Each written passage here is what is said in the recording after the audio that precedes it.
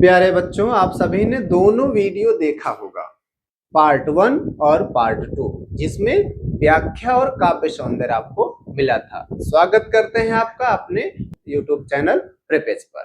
ठीक, जो आपने वीडियो देखा पार्ट 1 और पार्ट 2, यदि आप में अभी आप जो मुझसे अभी जुड़ रहे हैं, जो कि अभी ये वाला वीडियो देख रहे हैं, यदि आपने उन दोनों वीडियो को नहीं देखा है तो जाइए देखिए, और उसमें आपको मिलेगा पार्ट 1 और पार्ट 2।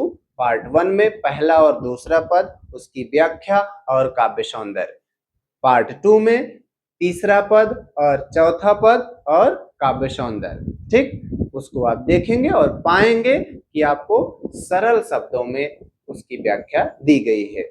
इस वीडियो में हम जो सूरदास जी के पद है, इसका सार, समरी जिसको आप कहते हैं, क्या कहा गया है। अधिकतर जब हमें पाठ पूरा अच्छे से ना समझ में आया रहे तो हम सार पढ़ लेते हैं, तो तब भी हमें समझ में आ जाता है। सार पढ़ने का फायदा ये होता है कि कम शब्दों में हमें ज्यादा बातें पता चल जाती हैं। और इसके साथ साथ यदि आपको कह दिया जाए कि सूरदास जी का जो पद है उसका सार लिखिए, तो आप कैसे लिखेंगे, ये भी आपको जानना चाहिए। तो सूरदास जी के जो पद आपको दिए गए हैं, पहले पाठ में 4 पद हैं, सभी पदों का क्रमशः यहाँ पर हम उसका सार पढ़ेंगे और सरल शब्दों में जानेंगे कि क्या कहने का प्रयास किया गया है। आइए शुरू करते हैं। ठीक, सूरदास के पद पाठ का नाम है।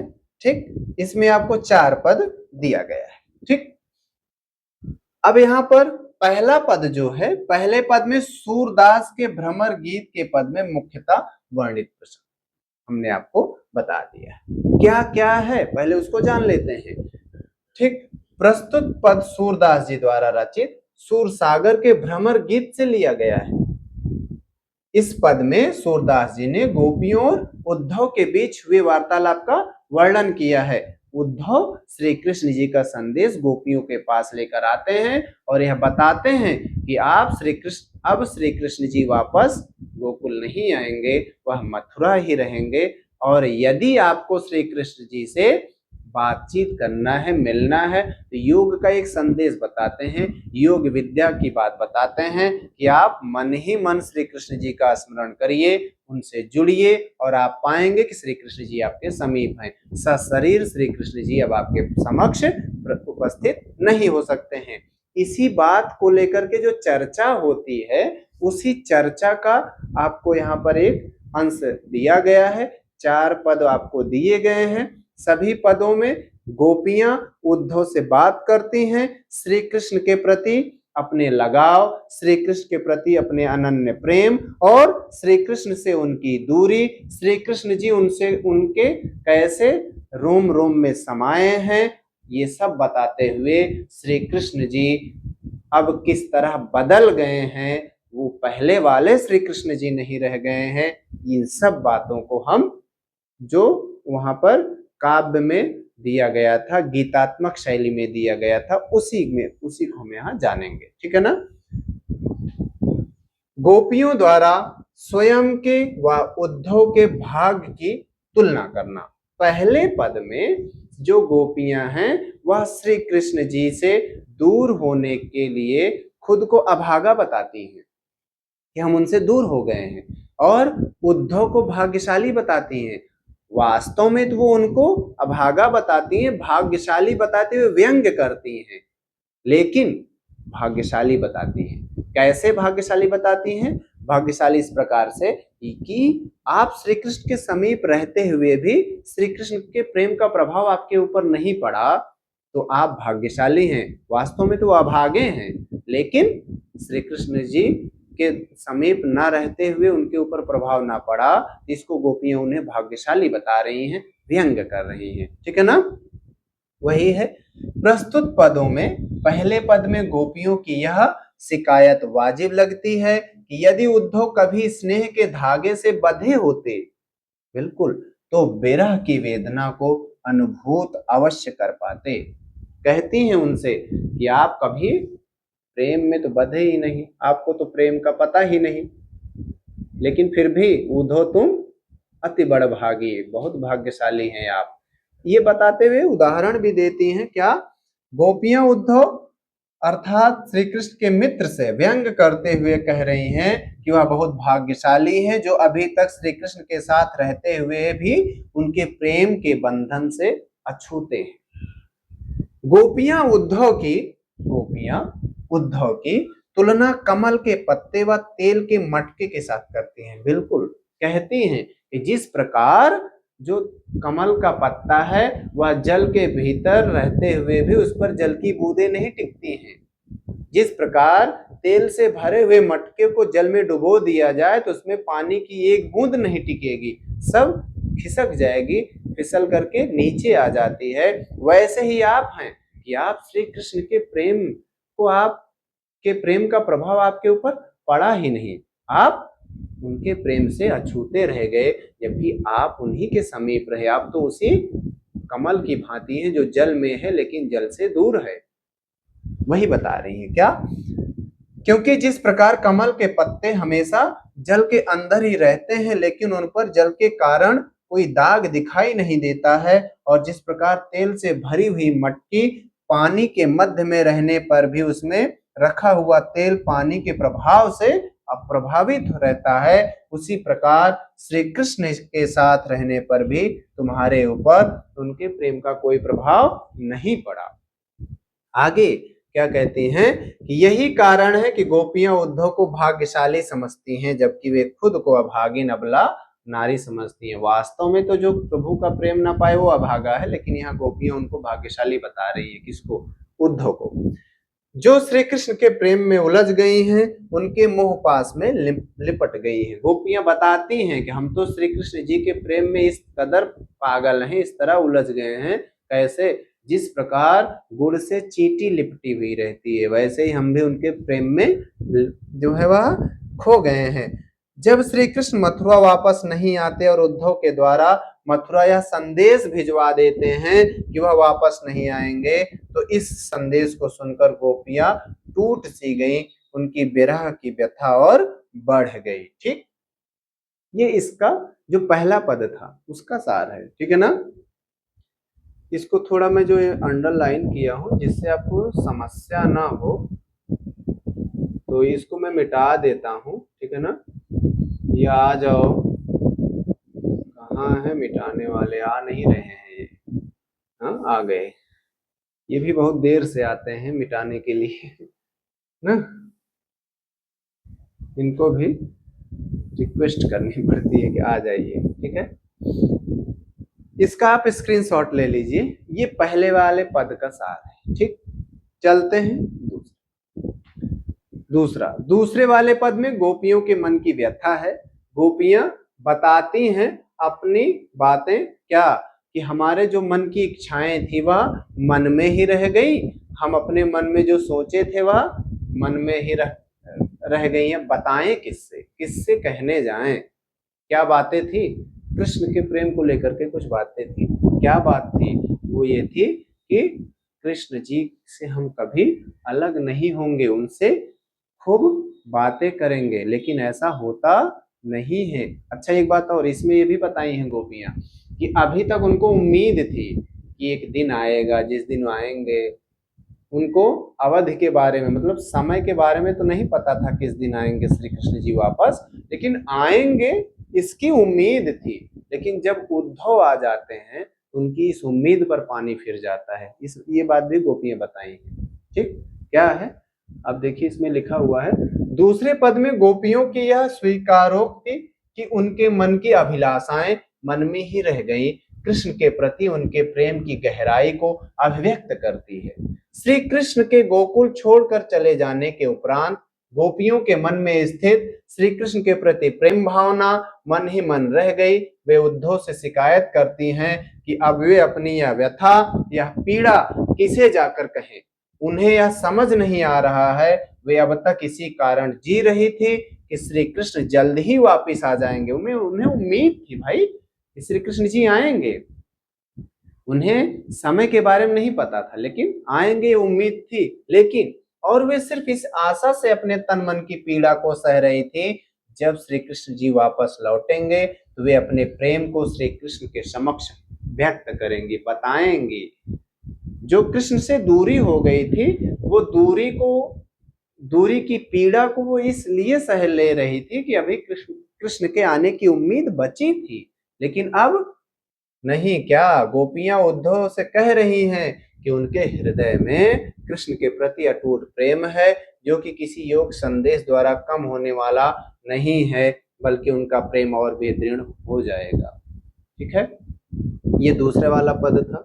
ठीक, और तीसरा वाला जो पद है वह, ये तीसरे वाले पद का सार, गोपियों का एक निष्ठ प्रेम में दृढ़ विश्वास। गोपियों का श्री कृष्ण में ही विश्वास था। क्या तीसरे पद में वे उद्धव की योग साधना को कड़वी ककड़ी जैसा बताकर अपने एक निष्ठ प्रेम में दृढ़ विश्वास प्रकट करती है। वे बताती हैं कि हमें और किसी बात से लगाव नहीं है। अब जो योग का संदेश बता रहे हैं ना, ये हमारे लिए कड़वी ककड़ी के बराबर है। बहुत जो खीरा जो होता है वो थोड़ा कड़वा लगता है, खीरा एक आता है जो स्वादिष्ट नहीं होता है, खारा लगता है, तीखा लगता है, उसी खीरे के बराबर है आपका योग संदेश। गोपियां उद्धव से कहती हैं कि हमारे श्री कृष्ण तो हमारे लिए हारिल पक्षी के लकड़ी के समान है। जिस तरह हारिल पक्षी अपने पंजों में लकड़ी को बड़ी दृढ़ता से पकड़े रहता है, उसे कहीं भी गिरने नहीं देता, हारिल जिस प्रकार लकड़ी को नहीं गिरने देता, उसी हारिल की लकड़ी के समान श्री कृष्ण जी हैं। उनको हमने अपने हृदय में समा लिया, हमारे रोम रोम में समाये हैं, हम उनको अपने से अलग नहीं होने देंगे। इस प्रकार हमने भी मन वचन और क्रम से नंद पुत्र श्री कृष्ण को अपने हृदय के प्रेम रूपी पंजों से बड़ी ही दृढ़ता से पकड़ा हुआ है, अर्थात दृढ़ता पूर्वक अपने हृदय में बसा लिया है। हम उन्हें कभी अपने से दूर नहीं होने देंगे। सोते जागते सपने में दिन रात कान्हा कान्हा रटती रहती हैं। इसी के कारण हमें तो योग का नाम सुनते ऐसा लगता है जैसे मुंह में कड़वी ककड़ी चली गई हो। यह रोग की भांति है, हमें योग का संदेश भाता नहीं है। चलो मिटाने वाले को बुला लेते हैं भैया वाले। ये इसको अभी मैं इरेज कर रहा हूं, जो मैंने अंडरलाइन किया आपको पढ़ाने के लिए, और इसका आप स्क्रीनशॉट ले लेंगे, नोट कर लेंगे, देख लेंगे, वीडियो को पॉज कर करके जैसा भी आपको सुविधा हो वैसा आप कर लेंगे, जिससे कि आपको जो पाठ का सार है वह भी पता रहे। इसका फायदा आपको यह होगा, जब पाठ का सार आपको पता रहता है ना, तो आपसे बीच से प्रश्न जहां से भी पूछा जाएगा आप उसका आंसर आराम से दे देंगे, उत्तर आराम से बता पाएंगे। ठीक, नोट कर लीजिए, थोड़ा मैं किनारे हो जाता हूं। ठीक है, चलते हैं अंतिम और चौथे पद का जो सार है उसको जानते हैं। गोपियों द्वारा उद्धव को श्री कृष्ण का राजनीति पाठ पढ़ने का ताना मारना। यहाँ पर गोपियां जो है वह कृष्ण को ताने देती हैं, उलाहने देती हैं, उन्हें बताती हैं कि ये चतुर पहले से थे, अब पहले चतुराई माखन चुराने में करते थे, अब ये चतुराई क्या कर रहे हैं, राजा बनने की होड़ है इनको, राजा बनने की चाह, लालच आ गया है, अब उसके लिए चतुराई का प्रयोग कर रहे हैं। क्या कहती हैं चौथे पद में, गोपियां उद्धव को ताना मारती हैं कि श्री कृष्ण ने अब राजनीति पढ़ ली है, जिसके कारण वे और अधिक बुद्धिमान हो गए हैं, और अंत में गोपियों द्वारा उद्धव को राजधर्म याद दिलाया जाना सूरदास की लोक धर्मिता को दर्शाता है। बिल्कुल, यहाँ ये जो सूरदास की लोक धर्मिता की बात आई है, ये इसलिए आ गई क्योंकि ये रचना तो सूरदास जी की है, सूरदास जी ने इसको रचा है। सूरदास ने गोपियों की बात को इस तरीके से काव्य में पिरोया, काव्य शैली में लिखा कि जिसमें राज धर्म की बात भी आ रही है। इसका मतलब यहाँ पर जनता की भलाई की बात, प्रजा की भलाई की बात, और ये एक अच्छी बात होती है, एक अच्छी सोच दिखाती है, समाज हित को दिखाती है। गोपियां व्यंग्य पूर्वक उद्धव से कहती हैं कि श्री कृष्ण ने राजनीति का पाठ पढ़ लिया है, जो कि मधुकर अर्थात उद्धव के द्वारा सब समाचार प्राप्त कर लेते हैं। यहाँ पर मधुकर भंवरे को कहा जाता है। भंवरा जो है एक संदेश का प्रतीक होता है, हमारे यहाँ ऐसी मान्यता है हमारे यहाँ। आप अपने दादा जी से पूछेंगे, दादी जी से पूछेंगे तो बताएंगे आपको। जो है भंवरा जब आता है तो शुभ होने का संकेत होता है, संदेश वाहक होता है। तो यहाँ उनको, उद्धव को भंवरा मधुकर कहा गया है। इसके बाद और उन्हीं को माध्यम बनाकर संदेश भी भेज देते हैं। गोपियां कहती हैं कि मथुरा जाते समय श्री कृष्ण उनका मन अपने साथ ले गए थे, जो अब उन्हें वापस चाहिए। वे तो दूसरों को अन्याय से बचाते हैं, फिर उन पर अन्याय क्यों कर रहे हैं। बिल्कुल, श्री कृष्ण जी ने बहुतों के ऊपर अन्याय हो रहा था तो उससे मुक्ति दिलाई थी, बहुत लोगों को उन्होंने न्याय दिलवाया था, और हर जगह पर धर्म की स्थापना के लिए कार्य किया इन्होंने। लेकिन यहाँ पर वे भला गोपियों के साथ अन्याय क्यों कर रहे हैं? कैसा अन्याय? उनके प्रेम का जो फल है वो नहीं मिल रहा है। प्रेम का फल क्या है? श्री कृष्ण जी का साक्षात दर्शन, लेकिन अब वो हो नहीं पाएगा, श्री कृष्ण जी तो दूर हो गए हैं। सूरदास के शब्दों में गोपियां कहती हैं कि राजधर्म तो यही कहता है कि प्रजा के साथ अन्याय नहीं करना चाहिए अथवा ना ही सताना चाहिए, इसलिए श्री कृष्ण को युग का संदेश वापस लेकर स्वयं दर्शन के लिए आना चाहिए। जो स्वयं सबको अन्याय से मुक्ति दिलाया हो, राजनीति की चाह है सबके लिए, जो है वह राजधर्म का जो पालन, राजधर्म होता है उसका पालन होना चाहिए। राजधर्म ये कहता है कि राजा की प्रजा को दुख ना पहुंचे। इसमें गोपियां खुद को प्रजा बताते हुए कह रही हैं कि यदि हम दुखी हैं तो इसका मतलब राजधर्म का पालन नहीं हो रहा है, और यदि पालन होगा तो आप योग के संदेश को वापस लीजिए और हमें दर्शन दीजिए, जो कि हमारी इच्छा है। ठीक, ये इसका सार हुआ। ठीक, थोड़ा इसको मिटा दें। मिटाने से जो मैंने अंडरलाइन किया है ना, ये हट जाता है। एक्सप्लेन आपको थोड़ा समझाने के लिए हम अब आप इसको थोड़ा सा सही से नोट कर पाएंगे। ठीक है ना, इसको नोट कर लीजिए आप। और थोड़ा मैं किनारे हो गया हूँ, ठीक, स्क्रीनशॉट ले लीजिए, जैसा भी आपको सुविधा हो। ठीक है ना, चलो एक बार एक एक करके सारी स्लाइड आपके सामने ला देता हूं, जिससे आपको सुविधा हो जाए। ठीक है ना,